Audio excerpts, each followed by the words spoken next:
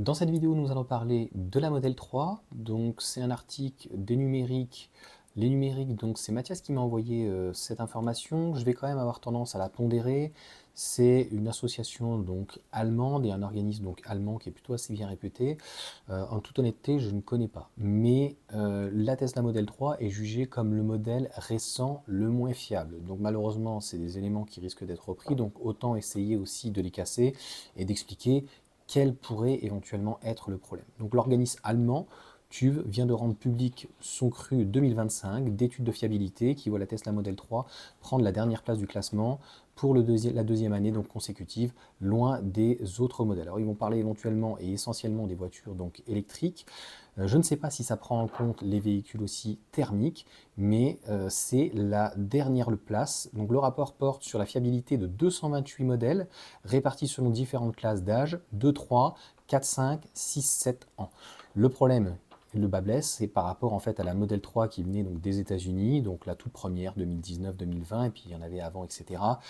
Tant qu'elle n'arrivait pas en fait de Chine, concrètement donc Shanghai, c'était assez désastreux, hein. Donc oui, beaucoup de problèmes. Alors pas de moteur, pas forcément de batterie, mais plutôt au niveau tout ce qui est triangle cardan, enfin rotule, etc. Donc plutôt organes secondaires, donc si on peut dire.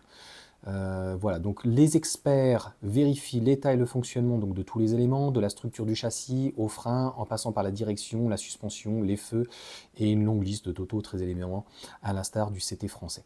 Mais outre-Rhin, ce passage obligatoire est satisfaisant, suffisamment difficile pour une voiture sur 5 échoue.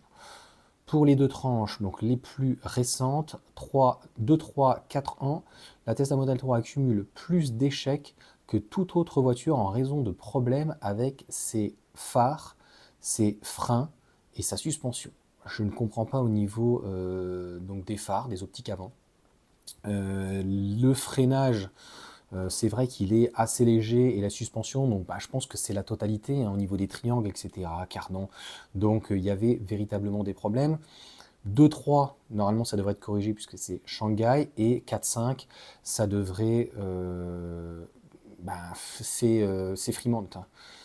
Voilà, pour avoir vu certains véhicules donc, qui viennent des États-Unis, c'était assez catastrophique, hein, logiquement, puisqu'à un moment donné, ils ont débauché une équipe d'une dizaine de personnes d'ingénieurs, donc de Shanghai, pour aller former les Américains. C'est quand même le comble de l'ironie.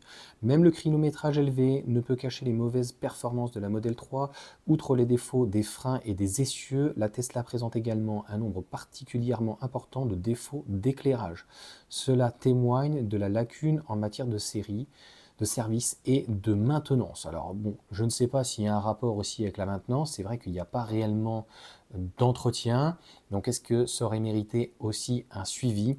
Donc il note cependant que les défauts de frein et de suspension ont une plus grande occurrence sur les voitures électriques plus lourdes et de l'utilisation du freinage régénératif qui réduit à la charge du système de freinage par friction.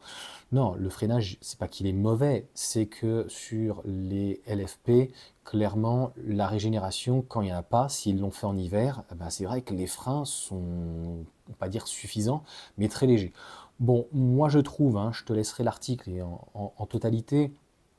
On peut se demander quand même s'il y a pas mal de partis pris. Les différents classements, donc il y avait la Volkswagen e-Up, il y a la Hyundai, donc Kona, il va y avoir la Mini, il va y avoir la ID3.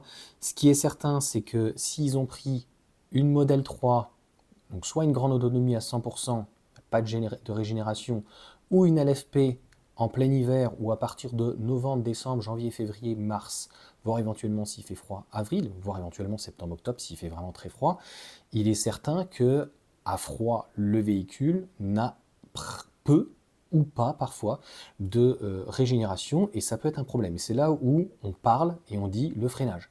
Donc après, tous les possesseurs de Tesla le savent, eh bien, lorsque on a un véhicule avec une batterie LFP, en tout cas sur les Tesla, que ce soit Model Y, Model 3, un peu plus sur les modèles Y, donc type CATL, parce que la BYD, a priori, a l'air de mieux supporter, en tout cas, peut accepter une meilleure régénération, donc la batterie serait enclin donc à accepter de récupérer donc de l'énergie, eh bien concrètement, c'est pas que tu ralentis, mais tu t'adaptes. Donc moi c'est ce que je fais éventuellement quand je prends le modèle Y.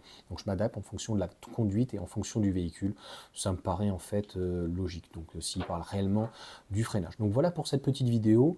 Franchement, je ne sais pas trop quoi en penser. Je suis extrêmement et toujours pondéré par rapport à ces chiffres, même si ça peut être des études qui sont intéressantes. Il faudra voir. Pareil, je n'ai pas parlé de la vidéo, malheureusement, il y avait eu un mort. J'avais pas envie de faire une vidéo en fait là-dessus, où donc dans Paris, on s'est rendu compte que c'était malheureusement le conducteur qui était, on va dire, enfin, faut vraiment prendre beaucoup de pincettes, hein. Moi, c'est très délicat ce genre de vidéo, qui était a priori donc fautif, donc qui malheureusement avait mis le régulateur adaptatif et ou en tout cas l'autopilote et a priori aurait accéléré, donc il aurait été reproché à Tesla le fait que l'utilisateur avait la main mise dessus quand même du véhicule et pouvait éventuellement donc accélérer alors que le véhicule freinait et avait anticipé quelque chose. Donc ça, voilà, je ne rentrerai pas dedans, c'est des parties où ça doit rester en justice et puis malheureusement c'est des victimes, donc c'est toujours très très délicat. Donc en tout cas, on va reparler aujourd'hui, je pense, plusieurs fois de Tesla parce que le constructeur, a priori, a été un petit peu mis à mal. Allez, sur ce, ciao à tous.